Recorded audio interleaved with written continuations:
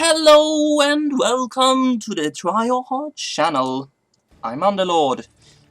So, I've been thinking of buying the game Overwatch, which is a shooting game similar to Team Fortress, but at the same time it's completely different.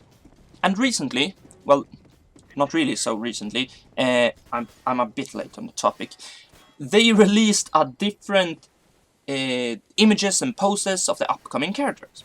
And one of the characters in particular got extra attention when a person on an Overwatch thread named Overwatch Strong Female Heroes and the One Tracer post brought up a certain Tracer post that was released. I probably have the picture somewhere around here. And the conversation was all about the booty.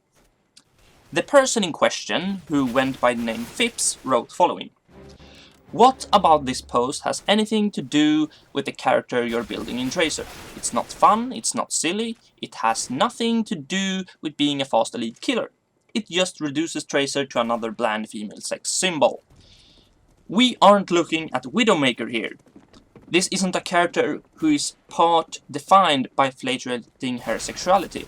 This post says to the player base, oh, we got all these cool, diverse characters, but at any moment we're willing to reduce them to sex symbols to help boost our investment game.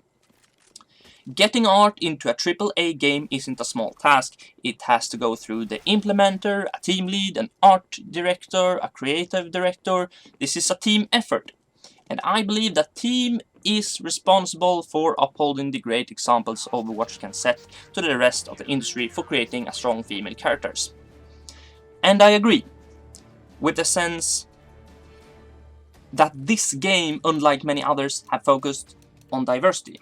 We have everything from thick to thin, from black to white, and I think it would appeal to a broader audience. And yes, a majority of the players don't really care about a diverse game. It's about the gameplay itself that matters, which also means that they don't really care about the changes. But some players were bothered by the fact that they have started this conversation, which in fact led to the game director changing this post. The game director's statements about this goes like this. As a game director, I have the final creative say over what does or does not get into the game. With this particular decision, it was an easy one to make, not just for me, but for the art team as well. We actually already have an alternate post that we love and we feel speaks more to the character of Tracer. We weren't entirely happy with the original post, it was always one that we wrestled with creatively. And I understand why this question about diversity has become a big topic. Just like many other games, diversity has been used in order to reach a broader gaming audience. It's a natural progression as the game, previously focusing on alluring men, now goes to a more natural approach to ensure that everyone is included. In the end, it's all about the money. Include more, profit more. I agree that things doesn't have to be over-sexualized, neither with female nor male characters. I don't see a problem with them changing her pose. Their intentions was, with this character, to make her a strong female, natural character. And at the same time, they already got a character who embraced her sexual appeal. Widowmaker, as Flips mentioned earlier. Her sexuality doesn't make the game less diverse, it doesn't make the game less appealing either. On the contrary, it makes it more diverse to have both a neutral female character and a female character that embraces her sexuality. The conversation itself revolved around that some players felt that Blizzard altering Tracer's choice of victory pose represented a threat to the developers' creative freedoms. But I do not think that's the problem in this case. They get a new input from the users and they believe it, or no, I believe at least, it contributes to a broader perspective. And I think it helps them expand their creativity. They have more to work with if they mix sexiness and neutrality. I think it's fun to see how it contributes to the game, but of course it should not be taken to the extremes either.